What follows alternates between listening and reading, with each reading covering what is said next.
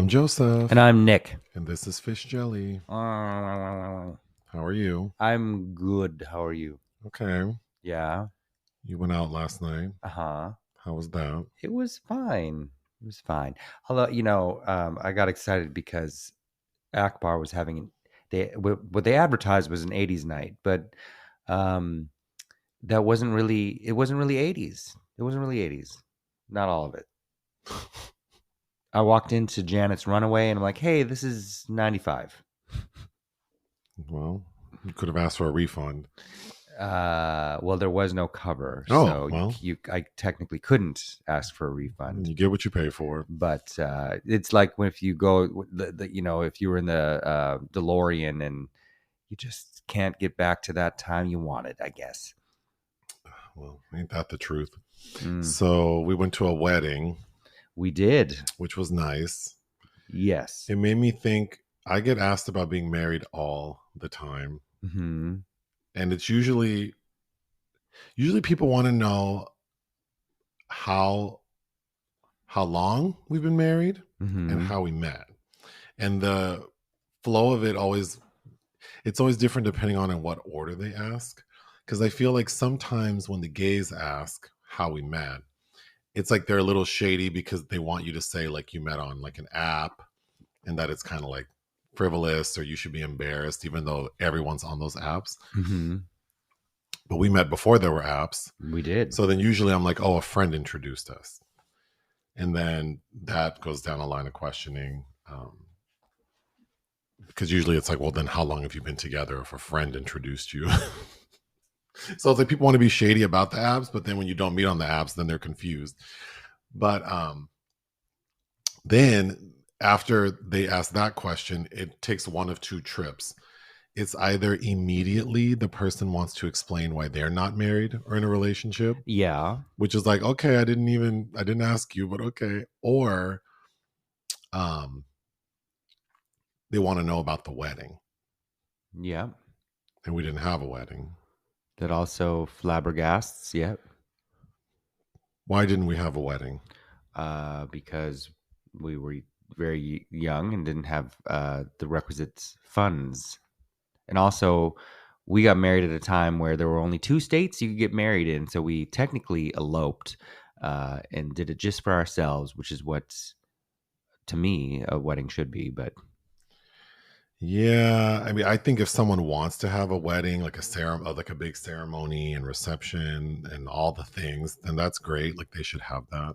But I definitely didn't well, need that. back then, way back then, it just because we lived in Minnesota and we flew to Boston to get married, and it just would have one. I wasn't about to ask people to come to fly to Boston. There were several members of my family I wasn't talking to at that time that I didn't speak with for 14 years actually.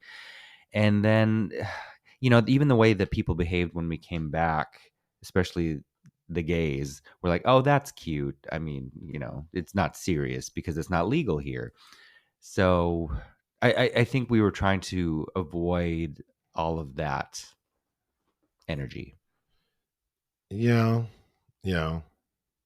But even, I mean, if I had to redo it today, probably still wouldn't want a wedding.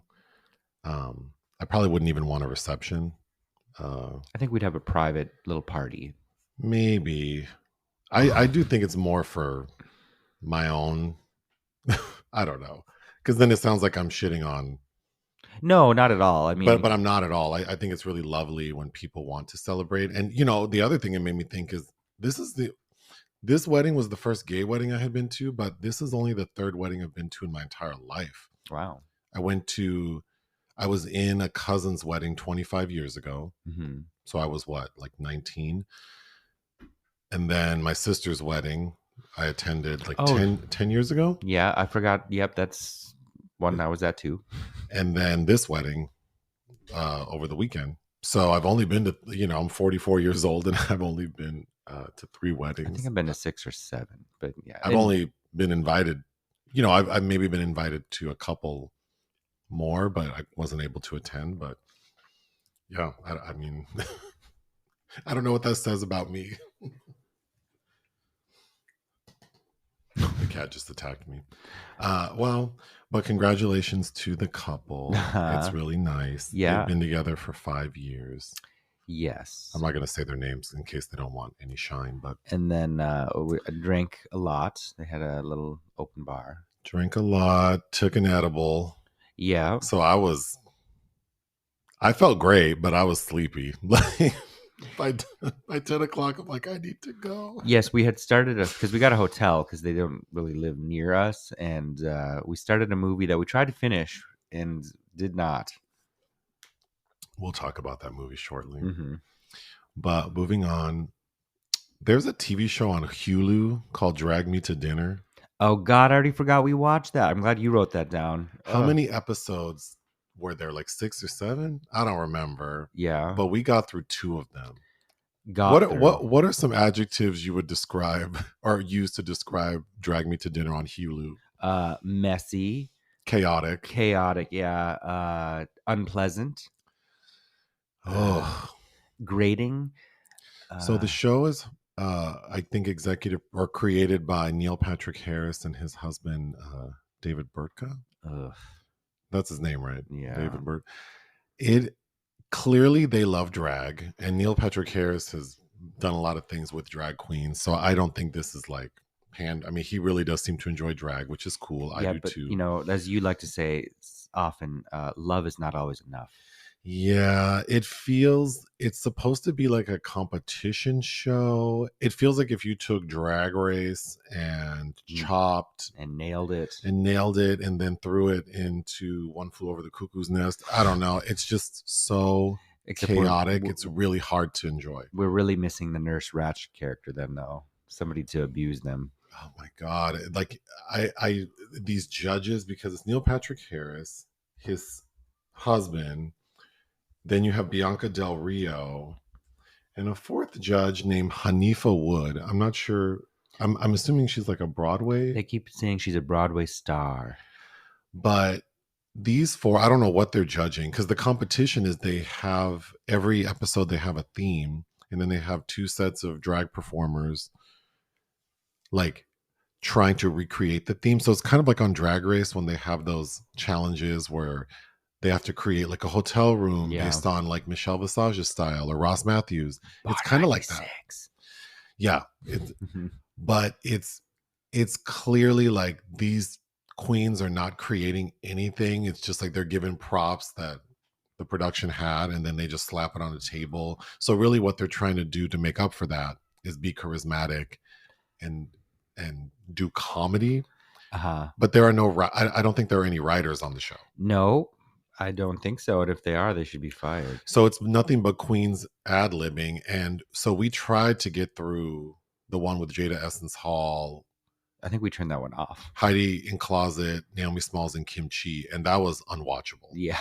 Then we were able, I think the best one is probably the one with Jackie Beat and Sherry Vine. Mm-hmm. Those two seemed the most, well, Jackie Beat's a writer. So I feel like her portion of it was the most enjoyable. But then she was paired with Ben de la Creme and Jinx Monsoon.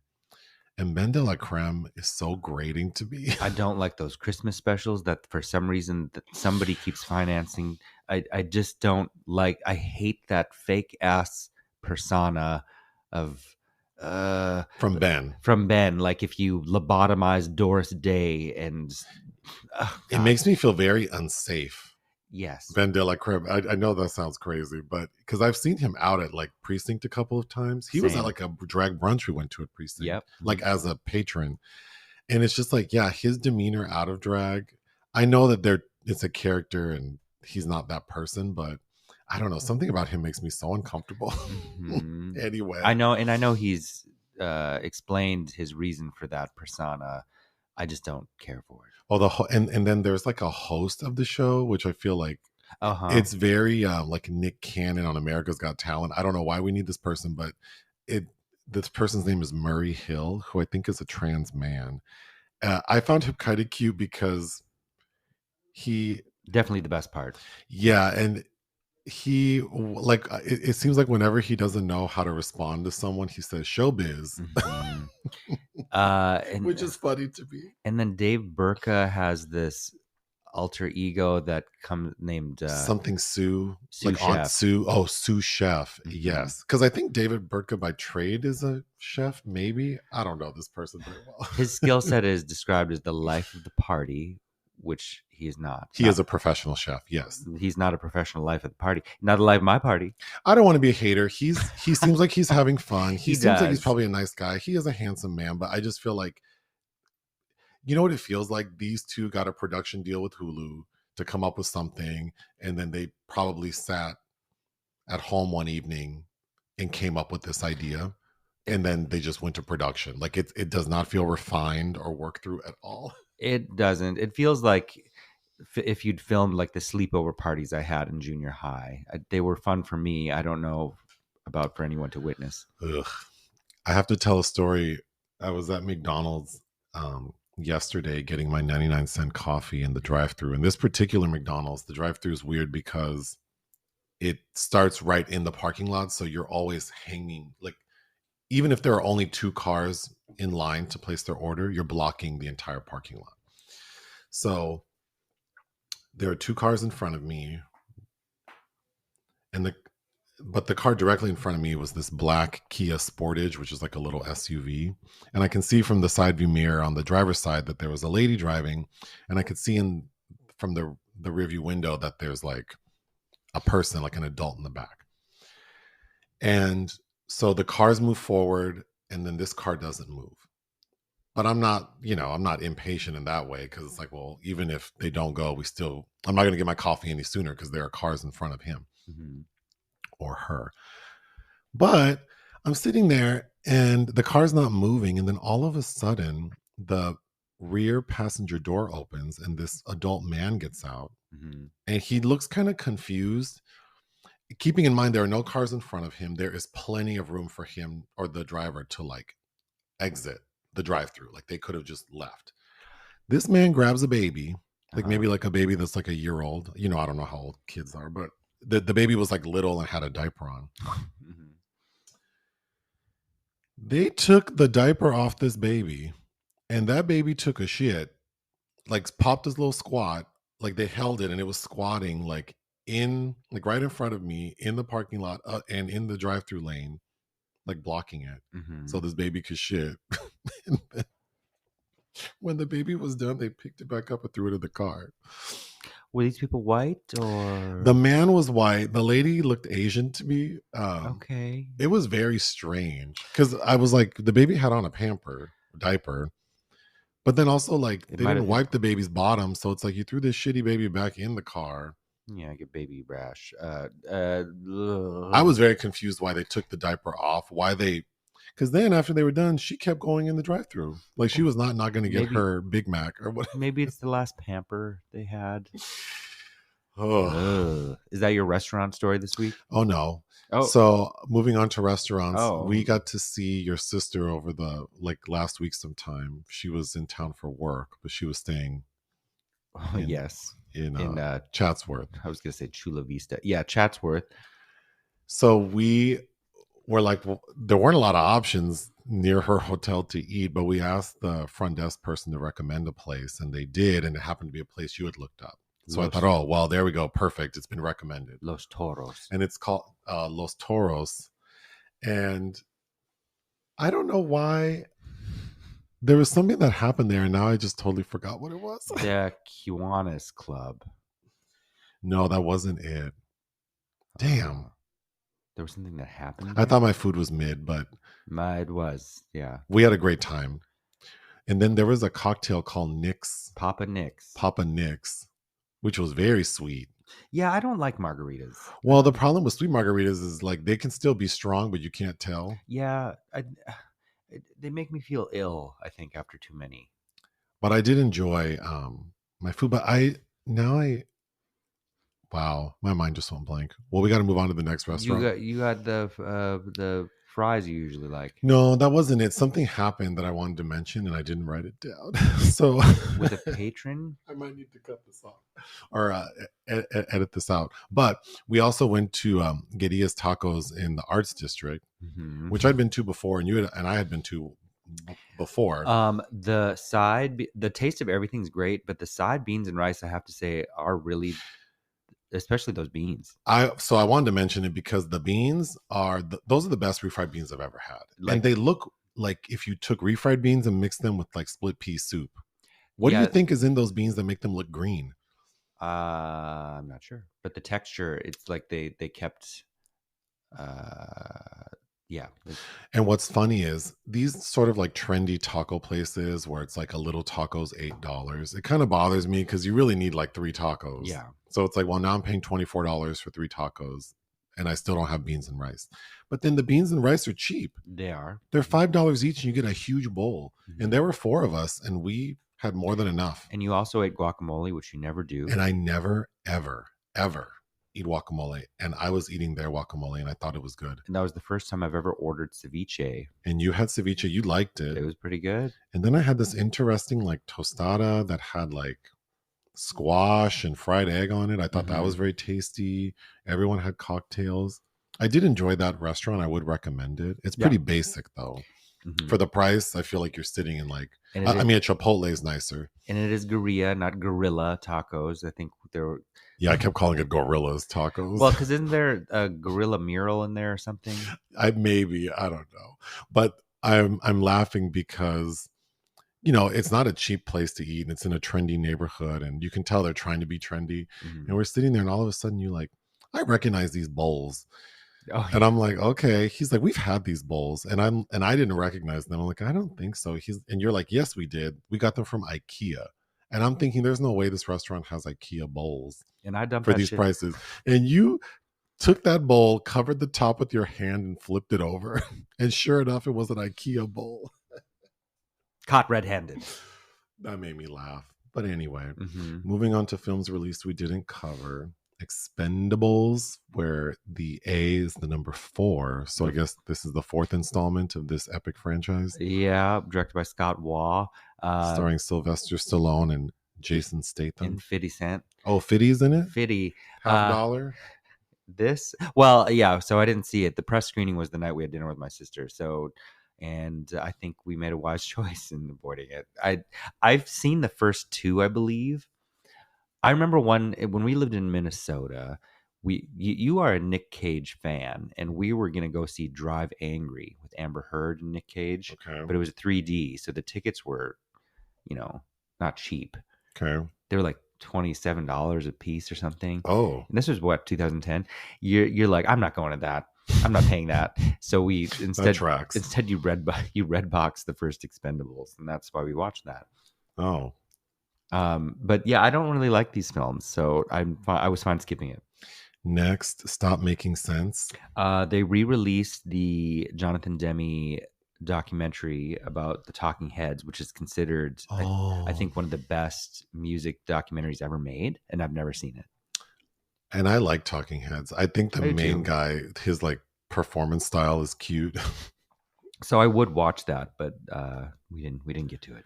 Carlos, a documentary about Carlos Santana, directed by Rudy Valdez. Carlos Santana, the Maria. Yeah. Mm-hmm. Oh, amongst many. He had that one song with those 2 rappers in the same album. What's it called? And then one with Rob Thomas. Oh God, that was so huge. My mother Yes. would listen to that in the living room and sing. But didn't he? Is it Black Magic Woman? What's that other song he had? Yeah, it's Black Magic Woman. That I remember listening to as a kid. There's a film called Neither Confirm Nor Deny. Yeah, so this is a 2020 film that I think got a VOD release from a debut from Philip Carter, and it sounds interesting because it's listed as a documentary and a drama thriller, but it's about American spies locating a sunken Soviet submarine before the Russians can find it and get caught in a game of cat and mouse, which sounds very familiar. Seen many films like that. Lastly, Spy Kids Armageddon. And Robert Rodriguez has returned to his Spy Kids franchise, courtesy of Netflix. I never saw any Spy Kids films. I know Antonio Banderas and is it Carla Gugino? Yeah, I haven't either. Well, let's take a break. Moving on to films we watched for fun. You saw The Realm of Fortune? Yes. So at the Cinematheque last Sunday, they were having an Arturo Ripstein retrospective, and he was there. I think it was the Oh, last because they showed Deep Crimson and The Devil Between the Legs, which I love. Which was his last film. Oblique Street is great. I don't know how many he introduced, but I think this is the last one. And his wife slash regular screenwriter Paz Alicia Garcia Diego were both there to introduce the film, which was I thought a real treat. And there was yeah. it was it was 4 in the afternoon. There were only there were maybe 15 people there. No. People don't know what they're missing. But this is based on a novel by the very celebrated, notable author Juan Rulfo, and it's about a cockfighter who rises through the ranks and becomes notorious and amasses a fortune in a mansion. Thanks to his wife, who's treated like a talisman, and then loses it all. It's very interesting. Ernesto Gomez Cruz is the lead. Dionisio, I think was his character name. But I also really like Blanca Guerra, who you might remember as Concha from my favorite Alejandro Jodorowsky film, Santa Sangre. But it's very bizarre and very weird, and I highly enjoyed it. Then you saw Isadora Duncan? Yeah, Ken Russell. I have a collection of the films he directed for the BBC in the 60s, and he did a film starring Vivian Pickles as Isadora Duncan that I was curious to watch. And I'm not going to say I loved it, but I find Isadora Duncan kind of fascinating. And I have the Vanessa Redgrave film directed by Carol Rise, I think, where she was Oscar nominated for playing Isadora. But it was okay. It was okay. I tried to watch Legally Blonde 2, This was garbage. and I could Garbage. not. It was, I mean, I got through like 70% of it. You did, and Ugh. directed by Charles Herman Wormfeld, who I don't think has directed a feature since, but was known for the queer indie Kissing Jessica Stein from a couple years before that, which I still never seen. Is it the same writer?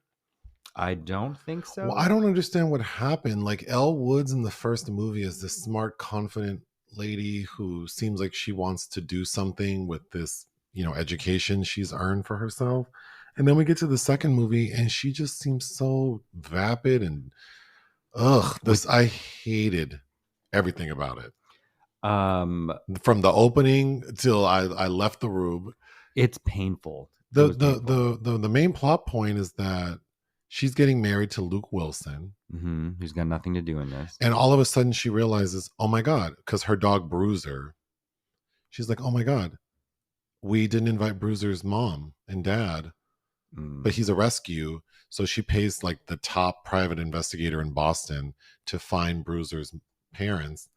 And this guy finds the mom. We don't see how, but he's like, oh yeah, she's at this place. And it's like a cosmetics like a manufacturer, and they're testing on animals. So she decides that she wants to push forward legislation to ban that. Ugh. And then Sally Field plays this like congressperson who's helping her, but then that she's kind of crooked, and it's so dumb. I was so disappointed in how Elle ended up. And poor Regina King. Oh my gosh. And I really like Regina King, and even she couldn't save this horrible dialogue. No, but when her name popped up on screen, I'm like, wait, in my mind, because I believe she's in Miss Congeniality. She's in Miss Congeniality too, yeah. Oh, two terrible sequels. Oh, and just a wasted cast in this. I really didn't like it. The only thing from that movie that I think, well, obviously Jennifer Coolidge talking about how like her outfit reminds she goes, oh, it makes me want a hot dog real bad. That's the only That's the line. only thing from that movie that's salvageable. Bob Newhart as a doorman, like an idiot savant doorman. I don't understand what they were trying to do with him. Oh, and Sally Field in that blonde hair. And it's funny because the casting should be good because Sally Field's first foray into fame was Gidget, right? Yeah. And she's what do they call Lambda Nu, or yeah, whatever sorority Elle Woods is a part of, Sally Field is a part of. And then I think Reese looks really off, and I know she was pregnant during filming, but her hair, wigs are kind of like, okay, because I guess she'd cut her hair short for Sweet Home Alabama, which I've never seen. The wigs aren't the worst wigs you've seen, but yeah, it just something about it is so It off. felt off like from jump. I don't know. It's trash. Okay, you watched The Week and The Wicker? The Week in the Wicked. Some Oh, misspelling on. I was going through the notes kind of fast. The Week and The Wicked. I've owned a copy of this forever. It's a '50s J. Lee Thompson film, uh, based on a book about this woman's experience going to prison, and he later married the author of that book. But it's a women in prisons film, a women in prison film. That kind of is vignette style, but it's all tied together through the central character played by Glynis Johns, whom I think nowadays people probably best remember as the grandma from Superstar. I think it's her Uh, last movie, oh, but she's still alive. She's turning 100 next week.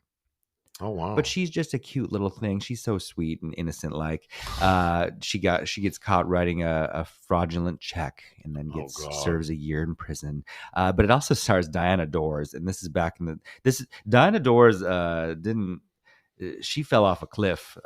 Let me see here. But Diana Dors was young and beautiful in the '50s. You know her from that Joan Crawford film. Oh gosh, she almost looks like like a more yeah, she's beautiful. Them eyebrows though in the '50s. There is a film J. Lee Thompson directed after this I've never seen. Same based on the same writer's novel called Blonde Sinner. That sounds really good. She's almost giving me like if Scarlett Johansson got cast to play Marilyn Monroe, Oh, sure. she would look like Don't Diana you Dors. don't you remember her in Berserk with Joan Uh, Crawford? no. She kind of looked. She'd gone to seed a little bit by then. It's kind of like Anita Ekberg, like oh, just voluptuous and beautiful, and then like what happened, girl? Uh, But yeah, The Weak and the Wicked, and it's known by other titles as well. But if you like women in prison films, it's worth looking up. You watched something called Icy Breasts? Yes, I did. um, yeah, I've had a Region 2 copy of this forever, so I think I was trying to like some of the stuff I've had sitting for years that I haven't watched. So it stars Alain Delon and Muriel Dark. I don't really care for Muriel Dark, but the main problem of the film is technically the male lead, Claude Brasseur, who is so fucking unlikable and gross. Anyway, he's a TV writer. This film is made in '74, directed by Georges Lautner. It's also known as the title "Someone Is Bleeding." Ugh. But I like Icy Breasts better. Uh, and it's about this TV writer who sees this woman walking on the beach one day who's kind of I don't I don't think Muriel Dark is that impressive looking, but that's just me. But he becomes obsessed with her, and she's in a strange situation with her lawyer, played by Alain Delon. And it turns out that she's murderous and kills her lovers. Oof. And that's about it. There are no breasts, certainly no breasts that seem icy. But yeah. Another movie I couldn't get through, Me, Myself, and Irene.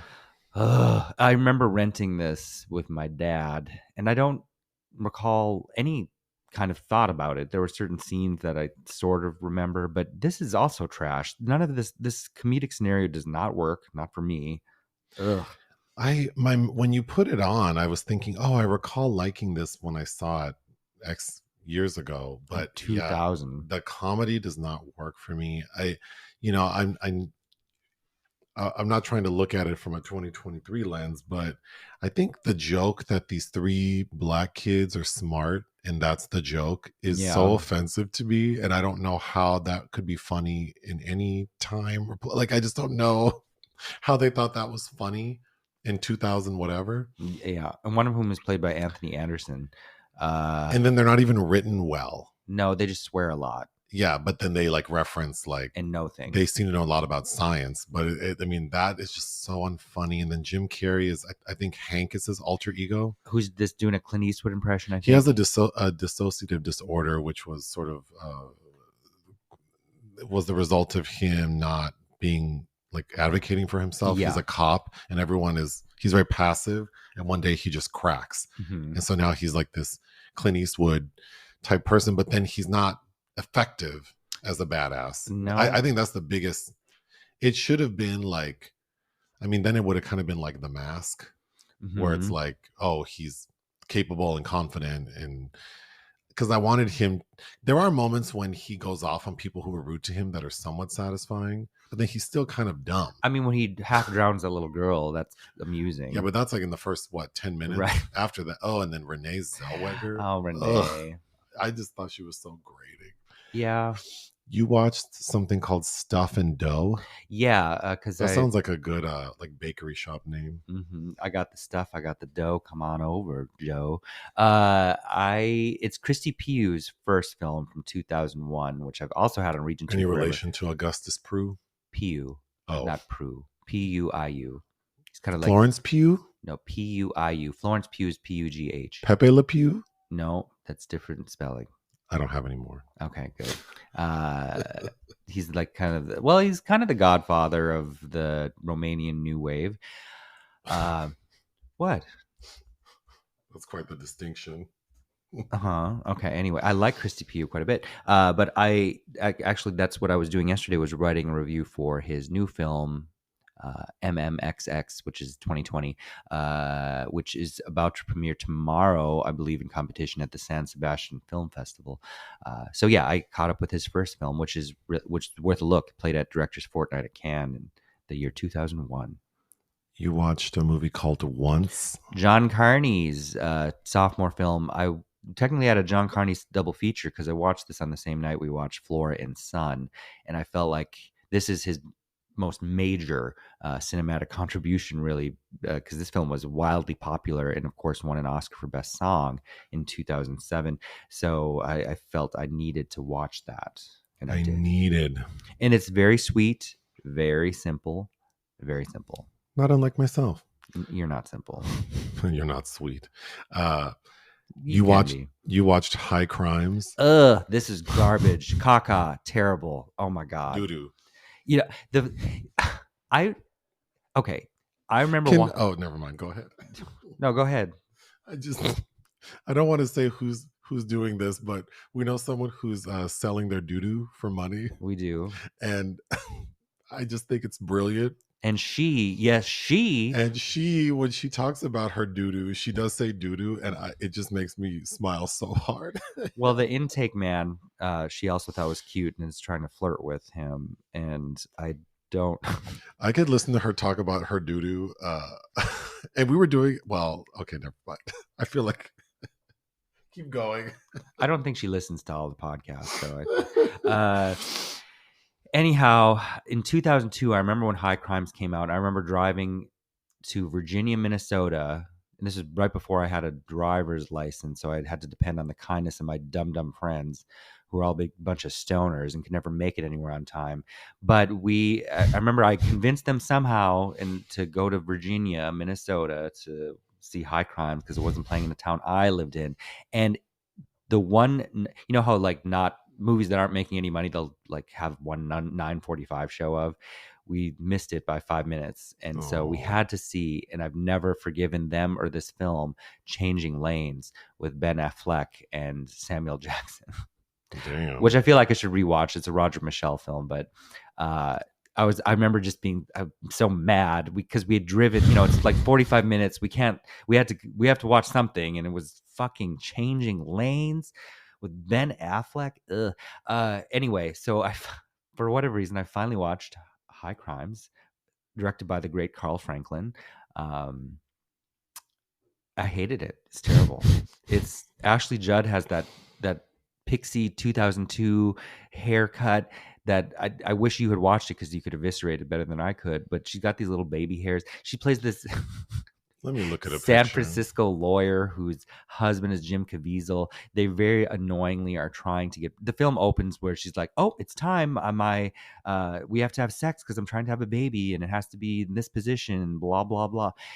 And then, of course, it's revealed that he killed a bunch of people somewhere in Central America in the late 80s and has changed his identity, and he's put on military trial, and she goes to defend him, and she doesn't know military law, so she has to get Morgan Freeman, who she's reuniting with from Kiss the Girls, to assist, but he's an alcoholic. It's really bad. What's the movie with Morgan Freeman and Florence Pugh where he's an alcoholic? A Good Life or something, A Good Person, the Zach Braff movie. this and Adams, a young Adam Scott is also assigned to the case. Oh, and poor Paula J. Parker. I mean, I know Carl Franklin is probably throwing her a bone, but pops up in one scene as a hooker that's got to have a scene with a young Michael Shannon. Uh, ugh. You rewatched Blade Runner. Yes, because we saw The Creator, which I was kind of disappointed in, and it made me I haven't watched Blade Runner from start to finish in over 15 years, so I was like, it was time.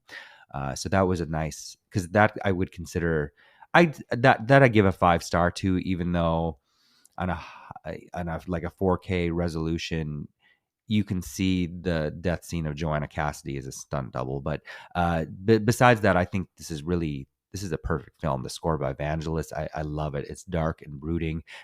Los Angeles in November of 2019. You watched Huesera the Bone Woman? Yeah, directed by Michelle Garza Cervera. This, I think, was released this past year on Shudder, and it sounded interesting. It's got some interesting things in it, but it pretty much is a standard pregnant woman going crazy and some witchy stuff going on. But yeah, it's worth a watch, but it's nothing exceptional, really. Lastly, we watched Absolute Power. This is when we were at the wedding and we stayed in a hotel. Mm-hmm. So we had started this movie before we got ready to go to the wedding, and then when we returned from the reception, we finished it. I think I fell asleep. We had to technically finish in the morning. So then we had to put it back on in the morning to finish it. But it stars Clint Eastwood. Directed by him. He directed it as well? 1997. Mm-hmm. Gene Hackman's in the thing. There's the U.S. president. The Allstate man. Dennis Haysbert, Scott Glenn. That lady I don't care for. You don't like Laura Linney. They're in it. Melora Hardin. Oh, God. The Secret Service people. This movie. And Judy Davis, who is chewing the scenery. Oh, God. I'm glad I watched it. I don't think it's a good movie. It's sad, but the last union of Gene Hackman and Clint Eastwood before this was Unforgiven, which Gene Hackman won a second Oscar for. It's a great film. The story is so weird because Gene Hackman plays the president and Clint Eastwood plays like a thief, a jewel thief, like a jewel thief. So he breaks into a home. The home of a billionaire, I believe. Yeah, it's E.G. Marshall's home, yeah. And this billionaire is like a supporter of Gene Hackman. Like, basically, he's the reason Gene Hackman is president. Let him tell it. They're best friends. But Gene Hackman is having an affair with the billionaire's wife, this younger woman. Melora Hardin from The Hot Chick in Lambada. And things are getting a little rough. And Gene Hackman starts like physically assaulting her. So she tries to defend herself. He slaps her and she goes, "You're not going to slap me." So then they start fighting and she gets on top of him with like a letter opener. And it looks like she's about to stab him when Gene Hackman's like, "Help, help." And Secret Service come in and kill her. So of course he's like, "Oh my God, we need to cover this up." So his like chief of staff, that lady, Judy Davis, and the two Secret Service agents played by Haysbert and Scott Glenn, they dispose of this body, but then because Clint Eastwood was in the house burglarizing it and watching from the closet, he sees everything that happens, and then these dummies left behind the murder weapon in a Ziploc bag, so Clint Eastwood took it, and now he's antagonizing them. But then while that's happening, the billionaire has hired someone to try to kill Clint Eastwood. Richard Jenkins. Mm-hmm. But then the Secret Service, they're also trying to kill Clint Eastwood so that the president doesn't get in trouble. So there's this cat and mouse game for the entire movie. And then there's the cops with led by Ed Harris. That's right. Ed Harris is in the thing, trying to talk to Laura Linney to get info because she's estranged from her father. Mm-hmm. But everything culminates with what I thought was Clint Eastwood ends up like incapacitating the chauffeur of the billionaire and then gets in his car and says, "Oh, hey, I'm the guy you were trying to kill. Guess what? I didn't kill your girlfriend. You know who did it." And the billionaire's like, "No, it can't be." Mm-hmm. And Clint Eastwood's like, when you go to bed at night and you have nightmares about who killed your lady, that face you think of, that's who did it. And he's like in anguish, like pounding his head into the limo window.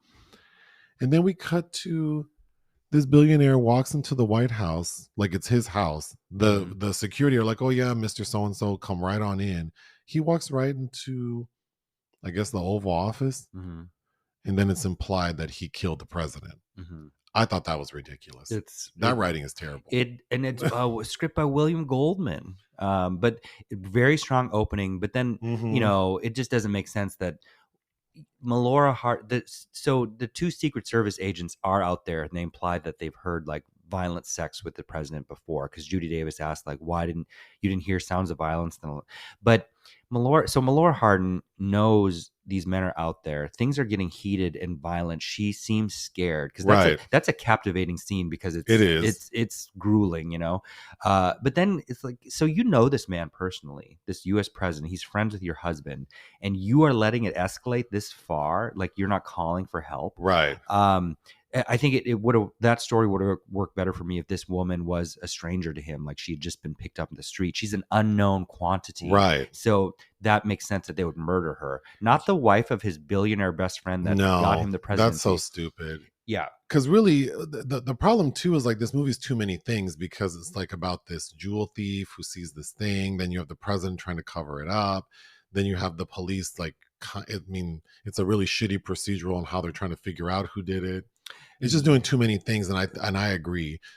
The fact that it's like the billionaire like donor who is best friends with the president, it's his lady. No, it should have just been a random prostitute, and maybe like we really focused on the fact that this person who's also like a bad guy witnessed it.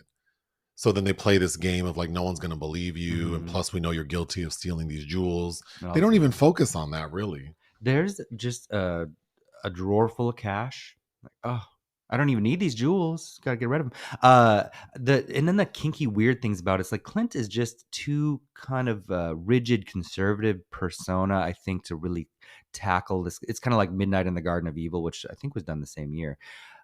But it's E.G. Marshall confirms that there's a chair that's what Clint Eastwood's sitting in when he sees the murder, with this two-way mirror, and that's because his much younger wife would bring.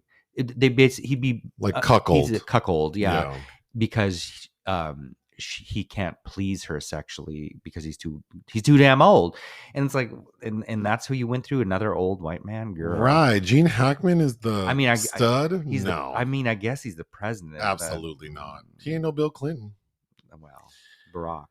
Anyhow, there is an entry in the obituary section, which is actually quite sad to me.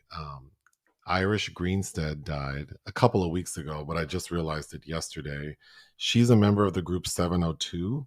Oh, And I think if people don't know who 702 is, I think their most popular song is Where My Girls At from the front to yeah, back. I remember I that they think their song. first big song was Stilo, which was written and produced by Missy Elliott. They have that song on the Pootie Tang soundtrack that I think is really cute. Oh, Pootie They Tang. did a later album was written and produced by the Neptunes, so Pharrell before he was Pharrell. She's in Tiffany the Doll. Irish. Yeah. So, and then if people can't quite place her, so Irish was the group that became popular was two sisters, Irish and Lamisha, and then Camila. And Irish and Lamisha are sisters. And then if you're picturing the three of them, it's like Lamisha's the most fair skin, Irish is in the middle, and then Camila has a much darker skin tone. And Irish is the one who had the piercing in her eyebrow. She died. So She was only 43. she was only 43. So, you bought me that ticket to Lovers and Friends, that big music festival in Vegas. And there were some major people performing. Mhm. Mariah Carey, Missy Elliott, Usher, Christina Aguilera. I didn't go to see them. Mhm. I went to see these smaller groups that I probably would never get to see. Mhm. So, like, I wanted to see them Franchise Boys. I wanted to see like Bobby Valentino. I wanted to see Lil Mo. And I was especially excited for 702. But when they came out on stage, there were only two of them. Um, Mhm. Irish was not there, and then I saw on Instagram that she's had like some serious health issues. Oh, So okay. she had been sick, and that's why she wasn't performing. But if you go on their Instagram page, they still have concerts that they had scheduled before she passed, and they're still up, like ready to go. There's Mhm. one actually coming to LA in 2 weeks, with like Keith Sweat, and which is probably a concert I would enjoy. But that's really sad. And I have a little bit of a history with them because I went to college in Vegas, and Mm-hmm. that's 702 is the Las Vegas area code, Mm-hmm. and they're from there. But the group originally was comprised of four members, um, one of whom's name was Amelia, and I used to work with Amelia. Mm-hmm. So, so of course, like that was exciting to me because she got kicked out the group. She recorded the first album that we know, but then when they started to get popular, she was out. But then I worked with her, so of course it was very exciting that like she was part of the group. We would talk about it, but also I used to work at Wells Fargo, Mm-hmm. like as a bank teller, and Irish and Lamisha would come in to cash their checks from like the record label. So I would see them all the time, which of course I thought was so cool. Yeah. But this is so sad. Like Yeah. the What? I mean, she's young, beautiful. Like So it didn't say what it it was. doesn't say what it was, but their career, like over the past year, they had started to perform again. So it seemed like, they might have a resurgence. Probably never have a hit record again, but like a lot of 90s R&B groups like SWV and Escape and all these groups coming back and having nice careers touring, it seemed like they could have also done the same. Or getting kind of TV shows, because like what was Or that like a other? reality Wasn't that like show. Mary Mary? Yeah, well, there was like that super group show where they took some women from like some larger groups and put them together to try to make a super group, like Mm-hmm. Aubrey O'Day and that girl from 3LW with the lisp. That reminds me of the Ice Cube character in Teenage Mutant Ninja Turtles. Yeah. A super group. Yeah, who knows? But I was upset reading this, especially because I was wondering where she was when I went to Lovers and Friends. Yeah. Let's take a break. Our secret movie this week was your choice. Mm-hmm. And in honor of Hispanic Heritage Month, you chose Victimas del Pecado, a 1951 Mexican drama film directed by Emilio Fernandez. Mm-hmm. The English title is Victims of the Sin. Mm-hmm. Why did you choose this one? So while I was in Venice, I had gotten an email about this film, this unseen gem of golden age Mexican cinema. If you're in New York, starting October 6th at Film Forum on 209 West Houston Street, they are showing this newly restored print of this film, which if you're in the area, I highly recommend. But I read about it and I was like, whatever this is, I need to see it. And I want to see it now. And so I was able to get a screener for it. But for people who don't know, Hispanic Heritage Month runs from September 15th to October 15th. I know people always say it's like weird, like it's half the month, yeah, but it is a full month. It starts mid-month. And it's a celebration of the generations of Hispanic Americans who have positively influenced and enriched our nation and society. And this director is a big deal. Yes, I wanted to do a Ripstein film, and the next time I get a selection for the podcast, I might still do a Ripstein I haven't seen. But yes, this guy is a very big deal, Emilio Fernandez. So this film, the story, in Mexico City, a Cuban dancer from Cabaret Chango rescues a baby from a garbage can and decides to raise him, but her Pachuca pimp gets in her way. I really enjoyed this movie. It's in the style of like film noir, black and white. There's a ravishing lead female character who's played by Ninon Sevilla. She's stunning. She was kind of giving me like Venus Extravaganza from Paris is Burning. Mm-hmm. She's beautiful. She also reminded me a little bit of like a blonde Maribel Verdú. Okay. But the story is that she plays the character Violeta, and she works at the Cabaret Chango as a dancer. And one of her co-workers, Rosa, Rosa ain't shit. She gets pregnant by this Pachuca pimp named Rodolfo. Mm-hmm. And Pachuca just means like a flashy, like zoot suit wearing. Yeah, old raggedy ass pimp. But she gets pregnant by him, and then the girls, the other women at the club are telling him like, Rosa's at the clinic having your baby. Mm-hmm. And they're trying to tell him, he's not trying to hear it. He even says, I'm not into that. He's like, he basically says, keep your name out my mouth. Like, I'm not into impregnating women and being responsible for the baby. You're ruining my reputation. But Rosa has the baby and she's begging Rodolfo, please, please, I'll do anything. Don't leave me, because he's saying, I don't want to have shit to do with you. This is not my And problem. this is at the club. This is at the She club. shows up with the baby at the club.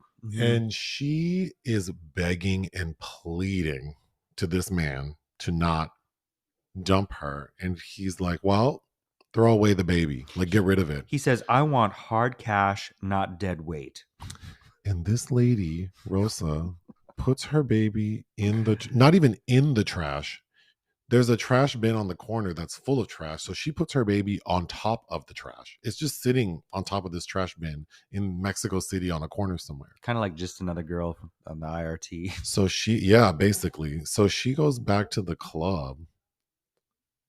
And this is like, her vagina has just exploded. She's smoking a cigarette and crying while she's dancing with a customer. And Violetta sees her. And it's like, oh no. She runs over there like, bitch, where is your baby? And Rosa's telling Violetta, mind your own business, blah, blah, blah. You have never seen someone get slapped the way Violetta slaps this woman and says, no, where is your baby? I threw it away in the trash. So then we see Violetta run like a crazy person. Well, luckily there weren't a lot of trash cans she had to find. Right as like the dump truck is about to take this trash bin, and she finds the baby. So, of course, she brings the baby back to the club, and the owner of the club is like, no, there will be no children in here. I don't care. Don Gonzalo. Yeah, he's and cool he ends too. up firing Violetta. So now she's like down and out, working as like a street prostitute. Yeah. When she meets this guy named Santiago. Played by Tito Junco. And Santiago turns out to be a really nice man. And he has a history with Rodolfo. He knows Rodolfo ain't shit. Rodolfo screwed him over. Yeah. And then he really admires Violetta for her beauty, but also her humanity. Like he seems like he has a kindness towards her because she has chosen to raise this child who is not her own. And he also runs his own cabaret. And he runs his own cabaret, which is nicer than the cabaret she was in. It almost seems like on the verge of hell there on the train tracks, but the like location outside is not the best, but I think the club seems a little nicer, maybe. Sure. But they end up so it's important to know that Rodolfo goes to find Violetta and is beating her up, but then all the other like street workers like assault him in a really cool scene, which we can talk about. But he ends up getting 6 years in prison, not so much for beating up Violetta, but he had robbed a movie theater and like shot and killed the cashier. So he gets 6 years in prison. So we get a montage of Santiago and Violetta like living this lovely, happy life together, raising this little boy Juanito. The montage is told through cakes. And the montage is, punctuated with like birthday cakes. But we see that now he's like 6 or 7. And he's a really sweet kid. He does really well in school. He loves his parents. They seem happy. And then that's when Violetta realizes, oh my God, Rodolfo's getting out of prison. And when he gets out of prison, where do you think he goes? The first thing he does. The first thing he does is go to this club to find Violetta. Because he told her, I'm going to get you. He says right in front of the judge, the only place you can't leave is your grave. He threatens her in front of the judge. And Santiago and Rodolfo get into a fight, and Rodolfo kills Santiago, Violetta's man. And then we get this like 5 minutes of like so much happens in 5 minutes because the club closes down as a result of Santiago dying. Then Rodolfo takes his son. We don't know where Violetta is, and he's trying to make his son like a common criminal. And we hear the boy saying, I'm not going to be a thief. And then all of a sudden Violetta busts through the window of wherever Rodolfo and the boy are. With his men in there too. And she shoots and kills Rodolfo without hesitation. When I saw her coming through the window, I'm like, you better have a gun. And she sure does. It was jarring. It was. I was not expecting that. She busts through that window like... So she ends up going to prison. And her son, Juanito, ends up being like a street urchin. Like he's shining shoes and selling newspapers, looking all dusty. But there's like a female prison guard who talks to the warden of the prison, and she's like, this Violetta lady, I have never seen someone as bad. Like she's just grief stricken. She won't eat. She won't. Grief. And the prison warden's like, well, in lieu of this like grief, I think she deserves like a second look at her case. Well, they're also like, what is she being punished for? You don't get punished for cutting out a cancer, because It they seems are. like people appreciate that she killed Rodolfo, Yeah. but she's still in trouble. So it's Mother's Day, and Juanito does everything he can to buy his mom like a little gift, A pair of shoes. but ends up getting to the prison after visiting hours, and the security guards are so rude to him. So this little boy ends up like sleeping in front of the prison. When the prison warden comes out and sees him, he's like, little boy, what are you doing? I miss seeing my mom, blah blah blah, I think I can help you. And then immediately we see that she's released. Mm-hmm. Like they just let her go from prison on Mother's Day. The end. This Which strikes me, this would be actually a good Mother's Day movie. this would actually be a good Mother's Day movie. This story is kind of ridiculous. Oh yeah. But I love the drama of it. I think the main character is, well, she's kind of captivating. She's captivating. Yeah. I think the romance between her and Santiago seems really sweet. Mm-hmm. I think it's cute that out of sort of this like awful environment came this like really loving little family. Mm-hmm. And then of course tragedy struck. And then and I always like at the end of a story where I'm like, oh, I wonder what they're up to. Like I hope Violetta and Juanito are okay. Did they find somebody else to help them? Yeah. But this movie, yeah, the story is kind of like, oh my God. And there's some editing choices that are interesting. Mm-hmm. I do like how the film looks. Oh, and okay, we should start there. It's shot by Gabriel Figueroa, who's Oscar nominated for his work on Night of the Iguana for John Huston, which I also highly recommend, but also shot films for Buñuel and John Ford, very notable Mexican cinematographer. But the director, Emilio Fernandez, who is also an actor, Sam Peckinpah cast him in a few of his films, including The Wild Bunch. And he was in the first Mexican talkie, basically Emilio Fernandez, but he extremely notable. He directed the first Mexican film that's played in Cannes, Maria Candelaria, and also he won the Golden Lion in Venice for an adaptation of John Steinbeck's The Pearl. Oh, yeah. But this film hasn't been seen in the U.S. I think there was a screening in 1999 at some film restoration festival or event or something, but this film was never released here. So this was quite the treat being able to see it. Yes. But if people want to watch this, they would have to wait until it gets released on Criterion, probably. Well, yeah, it's got the Janus logo, so I'm assuming that eventually this will be part of the Criterion collection. But like I said, to see it on the big screen in New York, I think would also be such a treat. Yeah, I would definitely watch this movie again.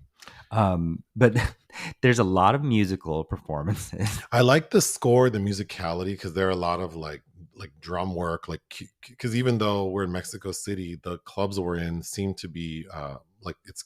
I don't know much about this type of music, but it seems more like Cuban. It's very Ricky Ricardo to me.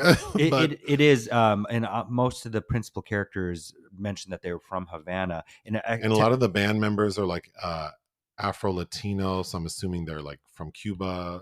So it has a very interesting vibe. The style of the film is actually called a rumbera, which is, it sounds very specific, but like a string of cabaret films that are geared towards the Afro-Caribbean community.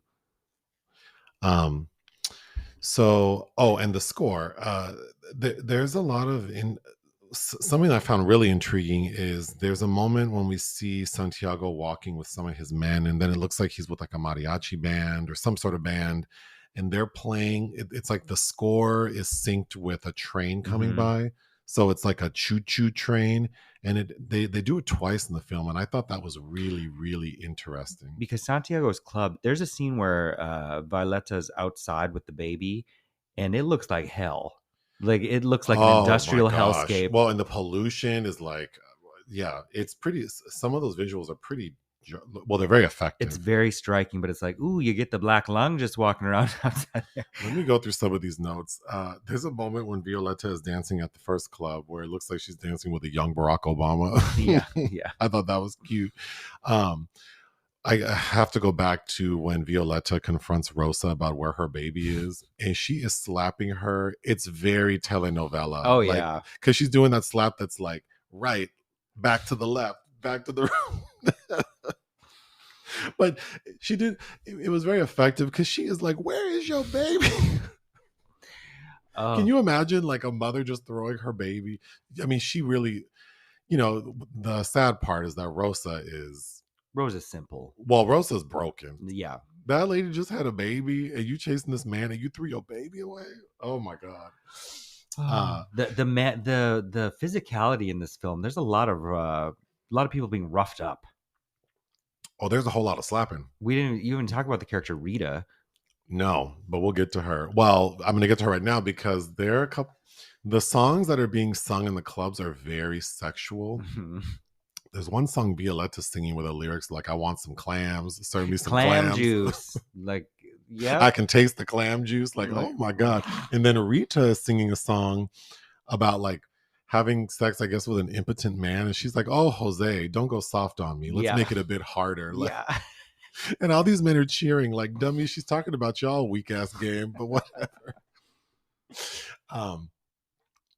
Oh, poor Violetta. So she has this baby. She's never been a mother, so she doesn't know what to do. And some other lady's like, "Well, you have to breastfeed this baby. Don't give it formula. It needs mother's milk. You need to go find a wet nurse." So then we get a scene where Violetta's running around trying to find some breast milk. Yeah. And I just felt, it made me feel very warm towards her. Like, Mhm. she just, it's interesting how like she's not the mother, but she's reacting like in a very motherly way. Mhm. Like she can't give the baby milk. It's not her child. And yet she's fighting harder to protect this baby than its actual mother. And she just did it instinctually. Mhm. Because she was even fighting for Rosa before she threw the baby away. Mhm. Right? Because she was saying, let's raise some money to help her because she's at the clinic. And Well, so, yeah, she has a strong moral compass. a very compassionate person. And it's really interesting to see her because then we get some other female characters who work in the new club who are very kind to her. Mm-hmm. Like, "Oh, you can share our room. You can have our room. We'll help watch this kid. We'll help watch the kid. Here, you don't have a dress. Here's my nicest dress. Mm-hmm. Wear it." I thought that was all very sweet. Mm-hmm. Whenever I see Violetta's wearing white pumps, and whenever I see white pumps, I think about how RuPaul always says that white pumps are the true sign of a prostitute. But she had nice white pumps at least. She looked really good. She looked pretty fly, yeah. So Violetta gets fired by that old man from the club because he's tired of her and this baby. Don Gonzalo. So not only does she get fired, but Rita goes with her because Rita tries to stand up for her. Because Rita tries to stick up for Violetta. She gets fired. And then... But Rita manhandles Don Gonzalo. She shakes the shit out of him. And then makes an announcement to the club about what a dirty old man he is. And then a riot ensues. Yes. There are people falling from like... It looked like they really fell. Yeah. I don't think there were stunt doubles. So then we see poor Violetta like working on the corner as a prostitute. And the first John we see her with is Santiago, but he chooses not to have sex with her because he sees the baby and then he feels like kindness towards her and says, "Actually, if you're looking for work, I have a club that's better than the one you were at. Mm-hmm. Here's, come find me and I'll give you a job." So the moment they meet, he's very nice to her, which I liked. There was another at the Don Gonzalo's club. There's some notable man that shows up to sing, but he sings at his table. He's flanked by these two women that look scared as hell. Do you remember that scene? Yes. And then he gets mobbed by the women. But the song he's singing, at least the translation of the lyrics made no damn sense to me. But because there's part of the refrain is, "Why did fate make you a sinner if you don't know how to sell your heart?" Well, I don't know. The club Santiago owns is called La Máquina Loca, the crazy machine. I thought that was cute. Yeah. Okay, so when Rodolfo goes to confront Violetta before she and Santiago are like an item, first of all, he takes her perfume and he douses himself with, because the old-timey perfume that had like the pump. Yeah. He took like 8 sprays of her perfume. I'm like, oh, he's crazy. And then he is whooping her ass. She's trying to fight him too because he tries to grab the baby. He's gonna kill the baby. Yeah. That's another thing. Like her instincts kicked in, Mm-hmm. like a mama lion. Mm-hmm. She jumped on that man, but he got the upper hand. She also has an interesting scar on her face that I don't know is supposed to be from him beating her up It pops up. because it pops up out of It nowhere. pops up after the kids aged. So I was confused by that. But she's screaming, and so like 20 of the other streetwalkers There's come all into these. her little room, and it reminds me of the scene. There's another movie that has a scene similar where all these people run it. Oh, it's Suddenly Last Summer when the boys are like Killing Sebastian killing Venable. Sebastian. It kind of had that vibe to Sure. me. They obviously don't kill Rodolfo, but they do drag his ass down to the police. And then again, in front of the judge, threatening And Rodolfo's threatening Violetta in front of the judge. Rodolfo's Violetta is bleeding. He's like, I've never beaten up a woman. And then he's like, I don't know who any of these wenches are. You lie, you never lie so much. It was I was so mad. He only got 6 years and he killed a cashier at the movie And theater. they show that, yeah. I bet you Violetta got more time for killing Rodolfo Probably. than he got for whatever. When Violetta sees that Santiago is dead, her reaction was really weird. But we all grieve differently. She's stuck. She's seems stuck, yeah. which was kind of like, oh, but then she finally breaks down. I thought that was well done. Mm-hmm. Why did I write down a Mexican Martin Sheen? Because I said that Rodolfo looked like a Mexican Martin Sheen to me. Played by Rodolfo Acosta. If you do get the chance to watch this movie, the highlight is Violetta busting through that window to shoot Rodolfo. It is something out of like Tropic Thunder. I don't even know. It's so crazy. She just busts. It's like the Kool-Aid man on crack. It's so out of control. Yeah, not through the door, through the damn window. She crawls right in. So when we see little Juanito like all homeless and dirty looking on the street, like Oliver Twist, yes, a little newsy. I need to watch that movie with Christian Bale. Actually, I hate newsies. I find that so. I'm just curious to see him younger singing. But we should watch that Spielberg film he did, Empire of the Sun. Oh, and Little Women. Well, anyway, when Juanito goes to prison to visit his mom, at a point he goes, "Oh, I'm sorry to cut this short, but I have to get back to work." He's like the sweetest little professional homeless kid worker. Do you remember I took you to a screening of it, probably like 2009, with Ginger Rogers and David Niven, Bachelor Mother, where the baby shows up on her doorstep and she just decides to raise it. No. But she's a single woman and it's the 30s in the US, so you look like a tramp just doing good? that. Yeah, it's lovely. Where I don't like David Niven, but don't you remember the scene where it's New Year's Eve and they fall in love and he's like, we can keep having New Year's Eve by going to different time zones and re-experiencing the same moments. That kind of sounds familiar. Oh, we own it. It's if you haven't seen, dear listener, Bachelor Mother's very sweet.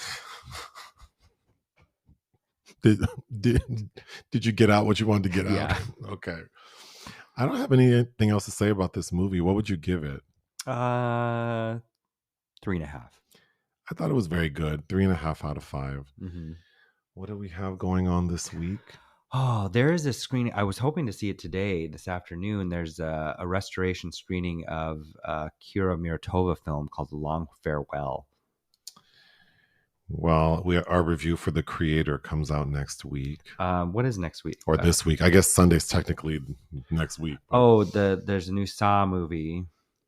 We have to watch the new Saw 10, which I know is going to be terrible. Yeah, but I think we have a screening of Dix the Musical, which should be fun next week. Oh, yeah. And The Exorcist. Is that next week? Is it? Or the week that the screening info just came out, but I'm very nervous about that. Very nervous. The trailer made it like I watched the trailer and I thought the part with Are we going to try to see, because I'm assuming there will be screenings of Friedkin's original in LA. Well, I'm busy, very busy, very important. So we'll have to see how the week goes. Do you want to see that in the theater? Or do you want to see it?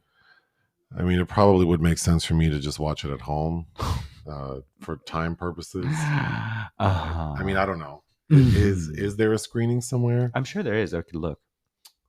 Well, But yeah, other than that, there We we can, go. if you find a screening of The Exorcist, we can do an open call for anyone who wants to go to that screening. No, they're an open call. Well, because I keep saying we should probably announce when we go to like screenings that are open to the public, Sure, because sure. 90% of the stuff we see, like people couldn't join us. That's true. But if we go to like a movie where we had to pay, we could tell people ahead of time. So if they wanted to like bump into us and say hi, they could. Well, my new favorite place in LA for theater going, besides the Alamo Draft House downtown, is the American Cinematheque in Los Feliz. There's also, well, the Egyptian's reopening. I didn't realize it was closed in Hollywood, and then the Arrow Theater. But since we live not too far from, I love the programming at the Cinematheque. Mm. Anything else? No. All right. Ta-ta.